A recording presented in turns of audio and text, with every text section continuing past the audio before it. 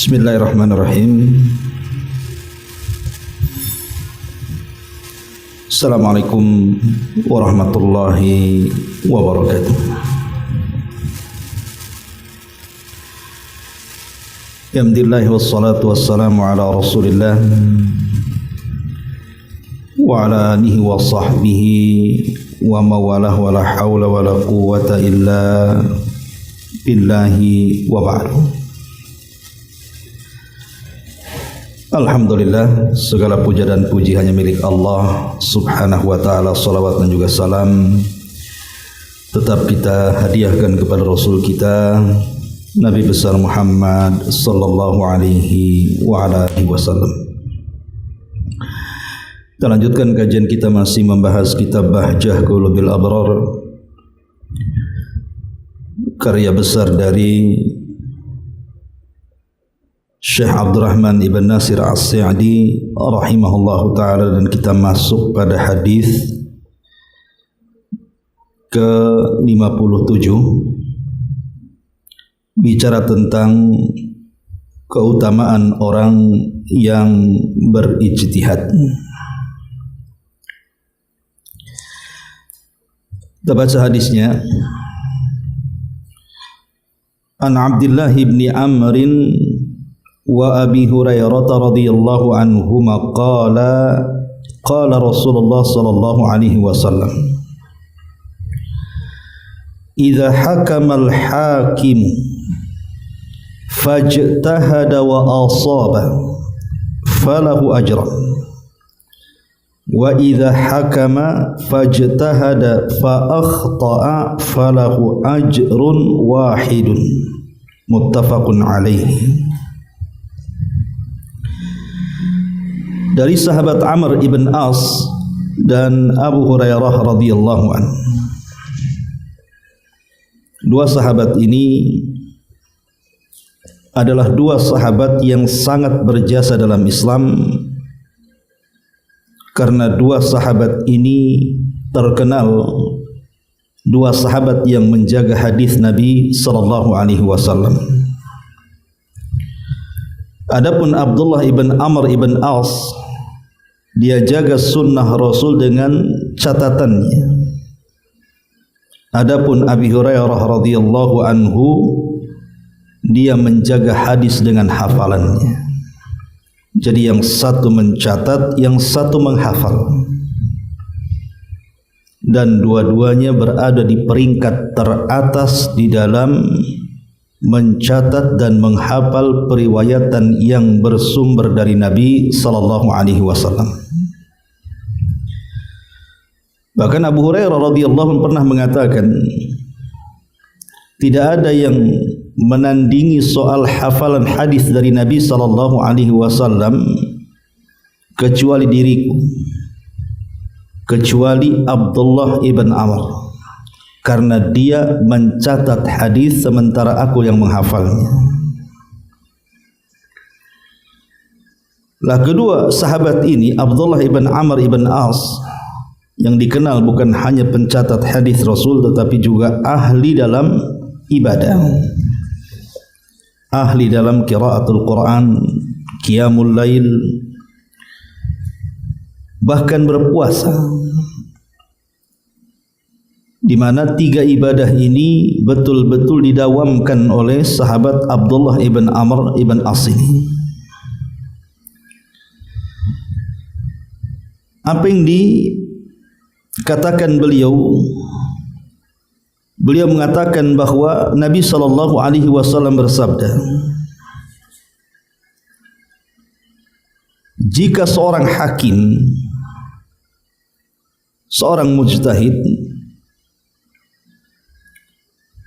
mengadili atau berijtihad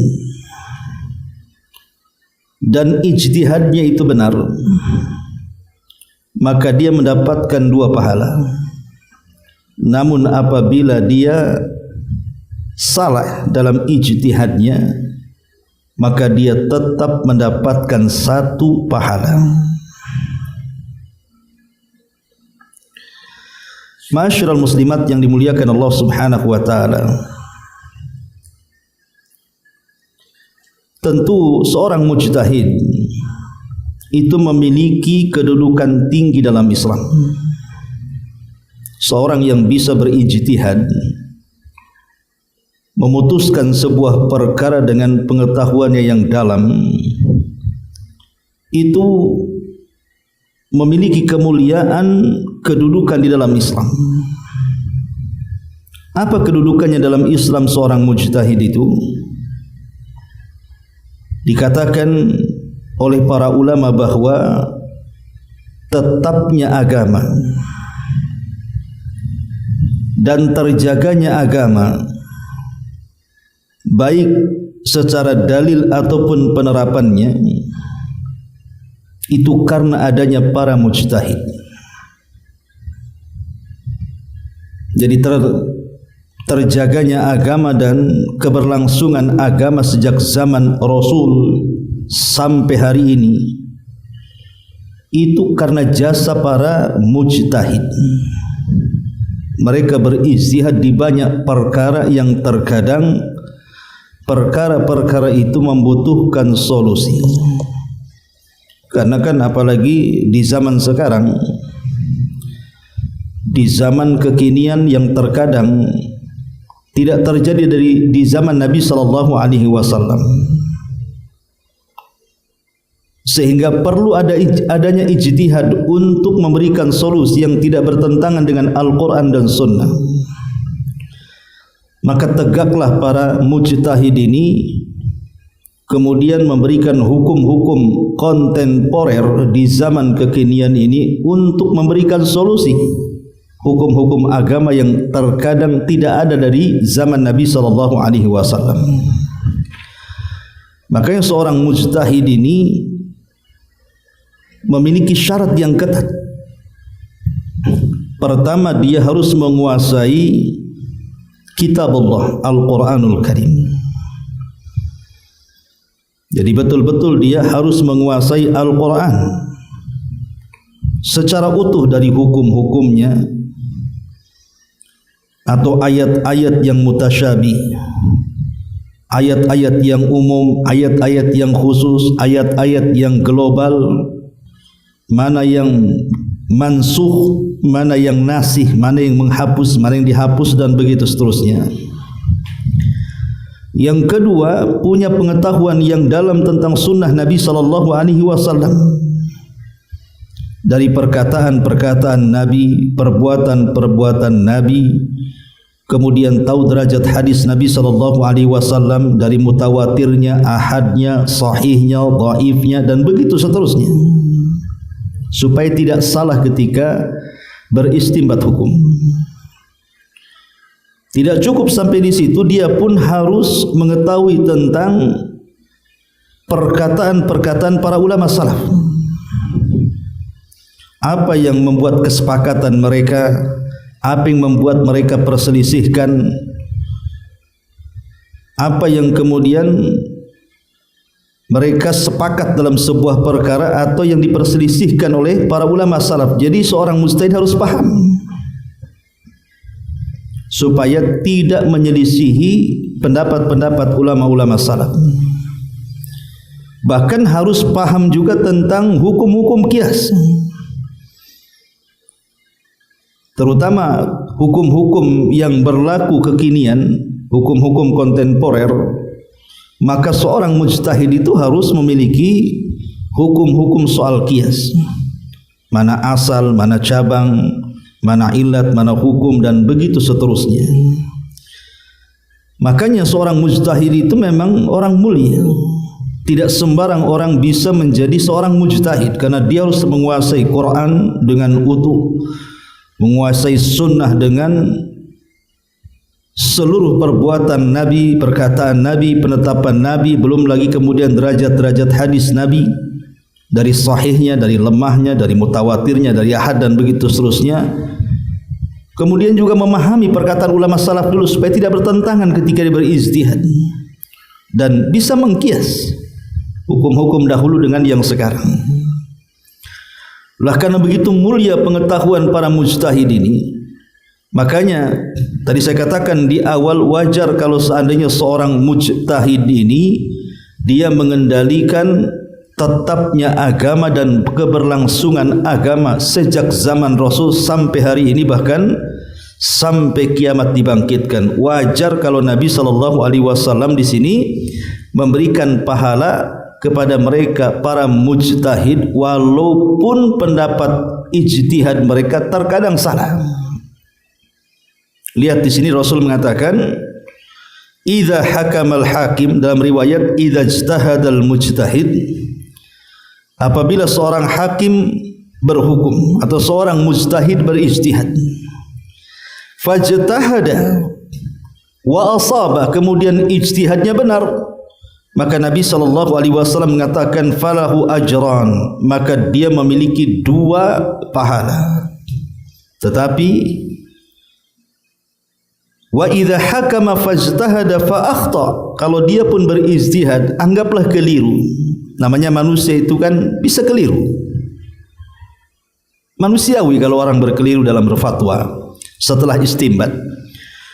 Rupanya dianggap itu pendapat yang kuat, rupanya ada yang menyelisih yang lebih kuat. Wajar manusia itu bisa keliru, tapi karena dia sudah bersikeras dengan ijtihadnya, dengan kemampuannya memahami Al-Quran, memahami sunnah, memahami perkataan ulama dan kias-kiasnya, maka kalaupun dia salah, kata Nabi SAW, falahu ajrun wahid, maka tetap dia mendapatkan 1 pahala.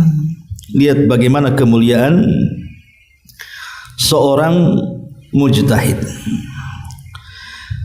Ma'asyiral muslimat yang dimuliakan Allah Subhanahu wa taala. Kalau begitu, dari penjelasan ini tidak serta-merta orang itu bisa menjadi mujtahid. Harus menguasai pengetahuan yang luas dan dalam. Ma'asyiral muslimat yang dimuliakan Allah Subhanahu wa taala. Di sini pengarang menyebutkan keterangan hadis ini, kita baca sedikit. Yang dimaksud dengan hakim dalam hadis ini yaitu seseorang yang memiliki pengetahuan yang membuatnya menjadi ahli untuk mengadili atau memutuskan sebuah perkara. Para ulama bahkan telah menyebutkan tentang syarat-syarat seorang hakim atau seorang qadhi. Sebagian mereka ada yang berlebihan dalam syarat-syarat tersebut sehingga terkadang mustahil dicapai, ya. Sedangkan sebagian yang lain mencukupkan pada ilmu-ilmu yang dengannya dia layak untuk menjadi seorang mufti yang boleh berfatwa. Dan yang kedua inilah pendapat yang masih dipakai oleh para ulama. Jadi ada 2 pendapat. Ada yang menganggap bahwa mujtahid itu sudah tidak ada di zaman sekarang. Jadi yang layak untuk berijtihad, mengeluarkan sebuah hukum atau berfatwa sebuah hukum itu hanya ada di zaman dulu. Adapun di zaman sekarang sudah tidak ada, sehingga muncullah pendapat di zaman sekarang dalam urusan fikih bahwa kita wajib untuk bermadhab. Kita wajib untuk bermadhab. Jadi yang memberikan syarat berlebihan sehingga terkadang syarat-syarat itu tidak bisa dipenuhi oleh para ulama di zaman sekarang. Karena itu hanya berlaku bagi ulama di zaman dulu. Mereka mengatakan bahwa tidak ada lagi mujtahid hari ini. Yang ada hanyalah taklid, mengikuti madhab. Makanya wajar ada sebagian pemahaman di negeri kita bahwa kita harus bermadhab Syafi'i. Kalau bermadhab selain Syafi'i tidak boleh. Apalagi disebut talfik, ngambil Syafi'i, ngambil Hambali, ngambil Hanafi. Maka bagi orang yang berpendapat seperti ini tidak boleh. Kalau Syafi'i, Syafi'i saja. Kalau Hambali, Hambali saja. Kalau Hanafi, Hanafi saja. Kalau Maliki, Maliki saja. Jadi kita ini hanya bertaklid kepada satu madhab saja. Bagi mereka dengan syarat yang berlebihan sehingga tidak bisa seseorang itu untuk berijtihad. Tetapi pendapat yang kedua, bahwa syarat-syarat menjadi seorang mujtahid ini mencukupkan pada ilmu yang dengannya dia layak untuk berfatwa. Jadi melonggarkan. Selama syarat-syarat yang ulama memberikan syarat seperti tadi, punya keahlian dalam Quran, punya keahlian dalam sunnah, punya keahlian memahami perkataan ulama salaf ataupun qiyas tadi, dan syarat-syarat yang lainnya, selama itu terpenuhi, maka tidak ada masalah seseorang itu untuk menjadi mujtahid, memberikan fatwa. Maka bagi yang melonggarkan bahwa kemungkinan ada mujtahid mutlak umpamanya kan, maka seseorang tidak harus kemudian fanatik kepada satu madhab. Jadi seseorang tidak harus mesti fanatik kepada satu madhab. Boleh kita mencomot madhab Syafi'i umpamanya, dalam pendapat ini madhab Maliki, dalam pendapat itu madhab Hanafi, dalam pendapat yang lainnya madhab Hambali, dalam yang lainnya lagi, selama dalil-dalilnya kuat. Jadi dilihat dari dalilnya, bukan dari pendapat madhabnya. Dilihat, oh dalam masalah ini memang saya seorang Syafi'i, tapi dalam masalah yang lain nampaknya Hambali lebih kuat dibandingkan Syafi'i dalam pendapat ini. Atau saya seorang Hambali, nampaknya dalam perkara ini madhab Maliki lebih kuat, maka dia mengambil pendapat Malik. Jadi dia hanya mengikuti pendapat yang kuat saja. Dan inilah kata Syekh Abdurrahman As-Sa'di rahimahullahu taala, pendapat yang kedua inilah yang lebih utama, dan ini juga yang dikuatkan oleh Imam Ibn Taimiyah rahimahullahu taala. Kemudian karena begini ya,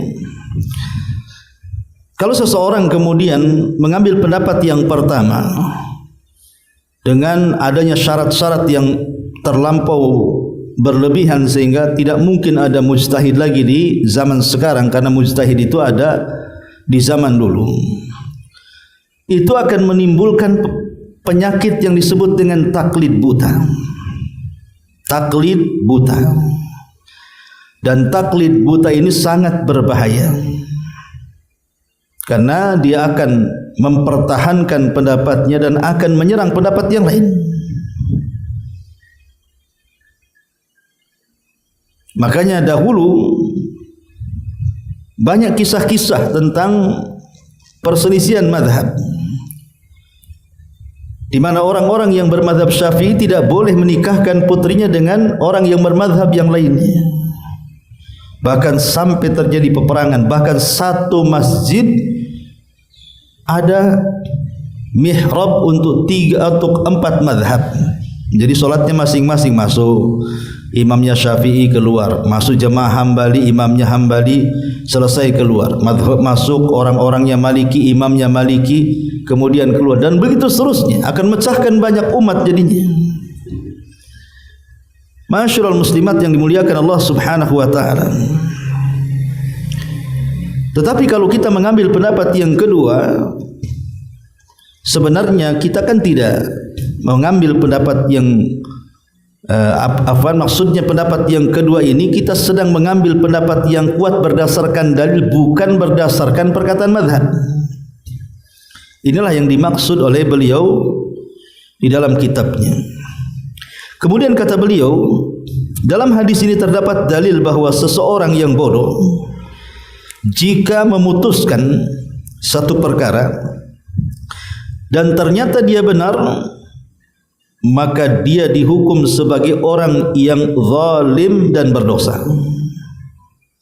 karena dia tidak memiliki hak untuk menghukum dan memberikan putusan, sedangkan dia dalam keadaan bodoh. Jadi kebalikan dari hadis ini, kalau ada orang yang jahil, umpamanya orang-orang yang di zaman sekarang kan, kita lihat terkadang artis tiba-tiba jadi ustadz gitu ya. Entah belajarnya di mana, entah berantah, kita tidak tahu. Ataupun tiba-tiba banyak kemudian ustad-ustad jadi-jadian, ustad-ustad gadungan gitu ya. Ya kita katakan oknum lah yang tidak jelas belajarnya di mana. Terkadang memberikan fatwa aneh-aneh. Dan fatwa ini jauh sekali dari Al-Quran dan Sunnah Nabi SAW. Kemudian dia berfatwa, sekalipun fatwanya benar dari hasil ijtihadnya, maka ulama mengatakan tetap orang itu telah melakukan kezaliman. Kenapa? Karena bukan ahli fatwa, dia fatwa. Sehingga kalaupun benar boleh jadi itu hanya kebetulan, bukan karena ilmu yang diputar-putar oleh dia sehingga menghasilkan sebuah fatwa. Dia asal-asalan berfatwa, rupanya benar. Sebenarnya boleh jadi itu hanya kebetulan benarnya, tapi dia sedang berlaku zalim. Karena dia bukan orang yang layak berfatwa, dia berfatwa. Dia bukan orang yang layak memutuskan seorang mujtahid, dia seolah-olah seorang mujtahid kemudian berijtihad. Makanya ada perkataan, man fassara al-Qur'ana bi ra'yihi fa asaba faqad akhta. Siapa yang mentafsirkan Al-Quran dengan akalnya, kok benar pula tafsirnya, maka tetap salah. Tetap salah. Orang yang mentafsirkan Al-Quran dengan akalnya sekalipun benar tetap salah. Karena bukan ahli tafsir, dia mentafsirkan Quran. Boleh jadi mungkin satu perkara dia benar, tapi perkara yang lain justru lebih banyak salahnya. Makanya beliau mengatakan seperti ini di sini, bahwa dalam hadis ini terdapat dalil seseorang yang bodoh jika memberikan sebuah keputusan walaupun dia benar tetap dikatakan zalim, bahkan berdosa. Kenapa? Karena bukan ahlinya dia berfatwa, tiba-tiba mengeluarkan fatwa. Dan kita tahu bahwa perkataan yang bersumber dari orang jahil itu kebanyakan penuh dengan keajaiban. Aneh kata-katanya, aneh hukum yang diistimbatkannya. Kemudian kata beliau, hadis ini juga menunjukkan bahwa seorang hakim itu harus berijtihad. Dan ijtihad itu ada dua macam kata beliau. Pertama, ijtihad dalam mengkompromikan antara perkara yang sedang diperselisihkan dengan hukum syariat. Jadi ada sebuah perkara diperselisihkan, tidak ada di zaman Nabi SAW. Maka yang diperselisihkan ini oleh seorang mujtahid harus diteropong kepada Al-Quran dan Sunnah. Kemudian diambil istimbatnya, baru dikeluarkan hukumnya. Sehingga ketika terjadi penyelesaian dari sebuah perkara yang diperselisihkan itu tidak jauh daripada Al-Quran dan Sunnah dan tidak menyelisihi Al-Quran dan Sunnah Nabi SAW. Kemudian juga yang kedua kata beliau, ijtihad dalam melaksanakan hak tersebut atas kerabat, ijtihad dalam melaksanakan hak tersebut atas kerabat, teman dan lawan mereka, yaitu dengan menganggap semua manusia dalam permasalahan ini setara dalam pandangan dia. Dia tidak mengutamakan dan memihak kepada seorang pun di antara mereka.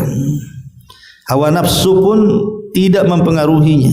Manakala dia seperti itu keadaannya, maka dia akan dapat pahala dalam keadaan apapun. Jika ia benar dalam putusannya, maka ia mendapatkan 2 pahala. Namun jika dia salah, maka dia mendapatkan 1 pahala dan kesalahannya ditolerir karena hal tersebut di luar kesanggupannya. Sikap adil ini sama seperti yang selainnya, dikaitkan dengan kesanggupan. Jadi ketika seorang hakim mengadili, di depannya ada orang-orang yang sedang diadili. Rupanya orang-orang yang sedang diadili depannya itu mungkin satu tetangga, satu kerabat, satu mungkin orang jauh gitu ya. Tapi dia tidak memihak kepada keluarganya. Bukan mentang-mentang ini di depan saya ini adik saya, ipar saya, paman saya, sementara lawannya tetangga saya, orang lain yang tidak ada hubungannya, akhirnya berat sebelah gitu ya. Nah, ini kalau seandainya orang tersebut betul-betul menyetarakan manusia di depannya, kemudian dia beristihad siapa yang benar, siapa yang salah. Kalau salah tetap dapat 1 pahala, kalau benar dapat 2 pahala. Karena dia telah menegakkan keadilan. Karena kita tahu bahwa kebanyakan, contoh saja umpamanya di pengadilan-pengadilan, terkadang oknum-oknum hakim ini mereka memutuskan sebuah perkara itu karena ada sogokan dunia. Jadi sebelum dia memutuskan perkara, mungkin di belakang layar sudah dibayar supaya memenangkan kasusnya, atau boleh jadi mungkin sudah disogok dengan jabatan. Akhirnya ketika dia menghukum, maka dia akan berhukum sesuai yang dikehendaki siapa yang membayarnya. Atau boleh jadi itu keluarganya. Ketika dia berat sebelah, pasti dia akan membela keluarganya dan akan dimenangkan kasusnya. Maka kalau seperti ini pemimpin yang tidak adil, dia tidak akan mendapatkan pahala baik ketika salah ataupun ketika benar, karena dia sudah tidak adil dalam putusannya. Ya. Kemudian kata beliau, adapun perbedaan antara hakim yang berijtihad dan yang mengikuti hawa nafsu, yaitu adalah bahwa seorang hakim yang benar-benar telah melaksanakan perintah Allah, berupaya beriktikad baik dan bersungguh-sungguh, dan secara zahir dia memerintahkan untuk meyakini sesuatu yang menurut pandangannya sesuai dengan dalil atau bukti, berbeda dengan yang mengikuti hawa nafsu karena ia berbicara tanpa ilmu dan tanpa adanya i'tikad baik. Inilah yang dikatakan Syekhul Islam Ibnu Taimiyah rahimahullahu taala. Jadi ada 2 perbedaan antara hakim yang betul-betul dikategorikan mujtahid dengan hakim yang mengikuti hawa nafsu. Kalau hakim yang betul-betul seorang mujtahid, ya dia akan mengikut kepada Al-Quran dan Sunnah. Dia tidak akan mengikuti hawa nafsunya.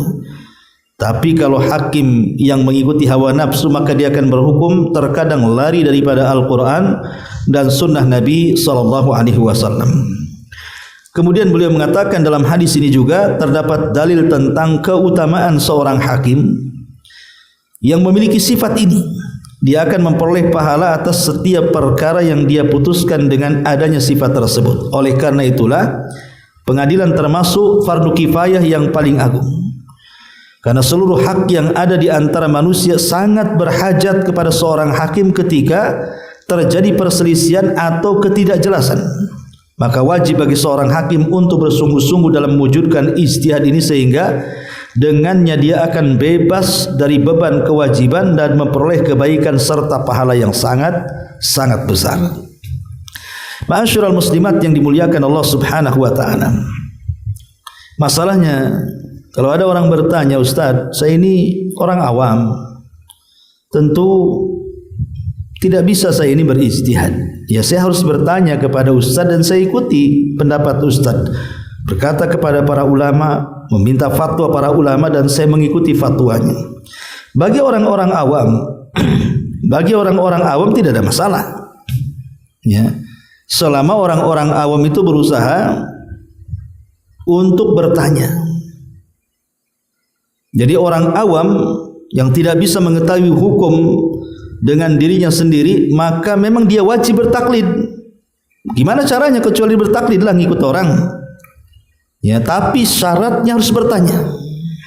Bukan apa kata orang dia ikut. Orang mengatakan sesuatu dia ikut berkata. Orang mengerjakan sesuatu dia ikut mengerjakan. Bukan itu. Ya, walaupun dia orang awam, tetap kewajiban dia taklid, tapi dengan cara bertanya kepada orang alim. Fas'alu ahla dzikri in kuntum la ta'lamun. Maka tanyakanlah olehmu kepada orang-orang yang punya pengetahuan jika kamu tidak mengetahui. Lah, orang-orang awam seperti ini dianjurkan untuk memilih orang yang lebih utama keilmuannya dan kewaraannya. Jadi umpamanya ibu tidak punya pengetahuan. Di Batam ini banyak ustadz, banyak kiai, banyak para tuan-tuan guru yang berdakwah. Ya ibu bisa bertaklid kepada salah satu dari mereka. Orang-orang awam ya maksudnya ya. Boleh kemudian kita memilih. Oh nampaknya ustadz yang ini keilmuannya lebih. Kemudian waroknya juga ada. Sementara yang sana nampaknya kalau ditanya kadang kurang memuaskan. Kemudian kurang warok, akhlaknya tidak bagus, ya. Maka dia boleh kemudian memilih berdasarkan keyakinan dia mengikuti seseorang itu karena lebih dari segi keilmuannya dan lebih dari segi kewaroannya. Umpamanya ada seseorang awam mendengar seorang alim mengatakan perhiasan itu wajib dizakatkan. Kemudian dia juga mendengar ada orang alim lainnya mengatakan perhiasan itu tidak wajib dizakatkan. Di sini orang awam kan dihadapkan dengan dua pendapat yang kontradiktif. Yang satu mengatakan dizakati, yang satu mengatakan tidak dizakati. Kan bingung orang awam ini. Karena dua-duanya mengatakan seorang alim menurut dia. Ya. Maka dia boleh memilih salah satunya. Tetapi hendaknya bertaklid kepada yang lebih dekat dengan kebenaran karena keilmuan dan kewaraannya. Tidak sembarang memilih orang. Oh saya milih inilah. Kenapa milih ustadz ini?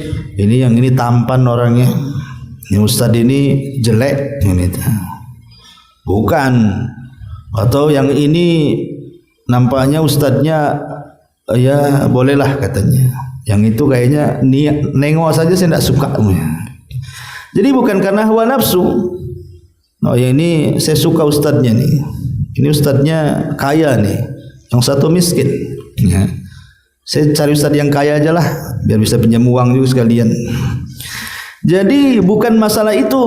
Kita memilih untuk mengikuti salah satu dari sekian banyak ustadz dari fatwa-fatwa. Kan ibu kadang-kadang mungkin ngaji di sini ustadznya kalau ibu ditanya hukumnya ini kok ustadz ini lain. Kok kalau ngaji di sini kok jawabannya lain pula gitu ya. Maka ibu harus cari yang mana yang menurut keyakinan ibu dia lebih alim dan lebih wara. Maka ikuti dia. Nah, itu kalau taklid seperti ini tidak mengapa. Ya, kalau memang seorang awam yang tidak mengetahui hukum satu masalah maka dia bisa bertaklid kepada orang yang menurut dia jauh lebih alim dibandingkan orang-orang alim yang lainnya. Itu kewajiban orang awam ya. Tapi seorang talabul ilmi, seorang yang memang dia bergelut dalam ilmu, maka tidak bisa dia mengatakan seperti itu. Mengikuti si A dan meninggalkan si B, tidak. Dia harus berusaha mencari kebenaran dengan ilmu yang sudah dipelajarinya, mana yang lebih dekat dengan kebenaran antara dua ustadz atau tiga ustadz yang memberikan fatwa yang saling bertentangan itu. Karena seorang penuntut ilmu pasti lebih paham. Ini jawabannya memuaskan, yang itu tidak memuaskan. Karena orang thalabul ilmi kan sedikit banyak dia belajar ilmu. Ilmu usul fikih, usul tafsir, usul hadis gitu ya, bahasa Arab dan begitu seterusnya, sehingga sedikit banyak ada gambaran. Dan biasanya ketika ada dua syekh, dua ulama berfatwa gitu kan, dan dia seorang talabul ilmi, maka terkadang ada kepuasan kepada fatwa-fatwa syekh tertentu dan tidak merasa puas dengan fatwa syekh yang lainnya. Jadi dia bisa menentukan mana yang lebih dekat dengan dalil. Tapi kalau orang awam kan tidak bisa. Cukup menurut keyakinannya mana yang lebih alim dan lebih waro saja kan itu.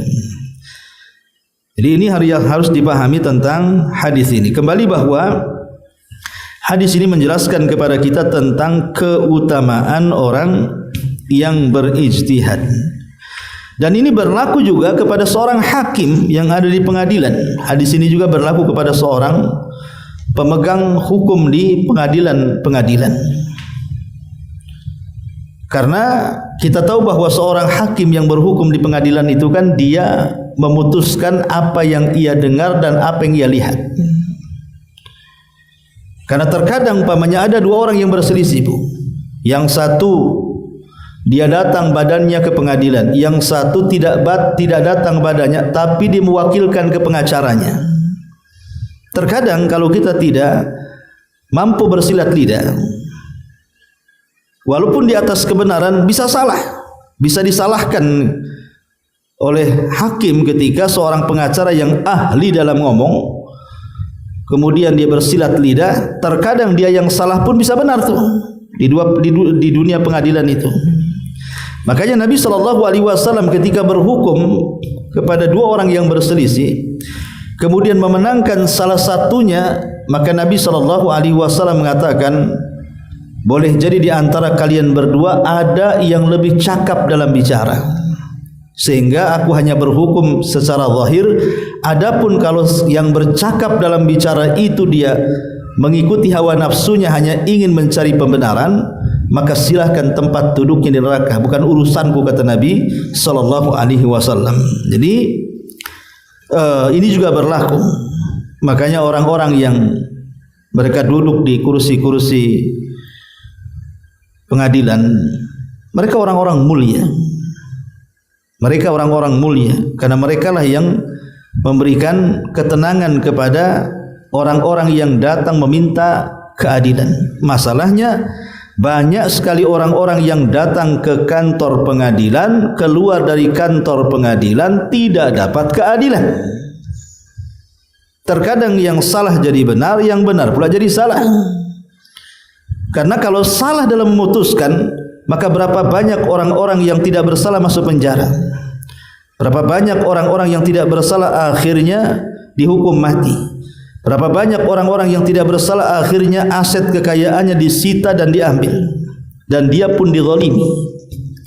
Ya, satu sisi seorang hakim ketika berijtihad itu sebuah kemuliaan kalau memang dia jujur dalam ijtihadnya.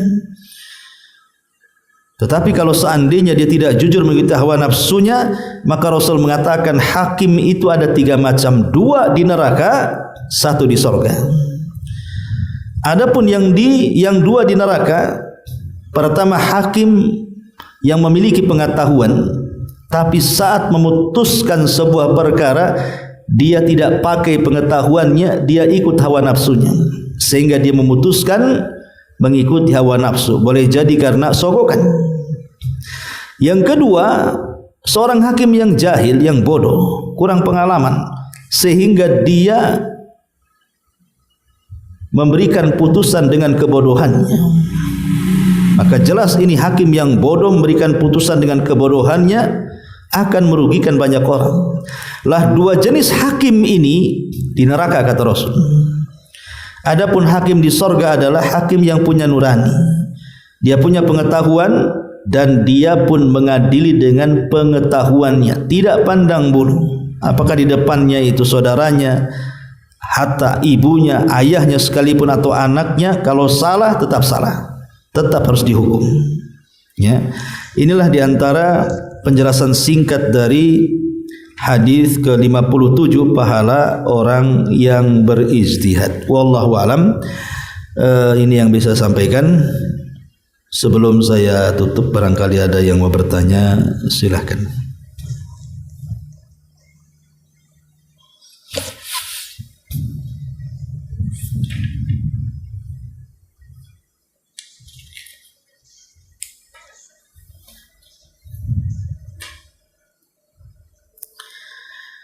Baik, kalau tidak ada, kita tutup dengan doa kafaratul majlis. Subhanakallahumma bihamdika asyhadu an la ilaha illa anta astaghfiruka wa atubu ilaik. Wallahu a'lam. Assalamualaikum warahmatullahi wabarakatuh.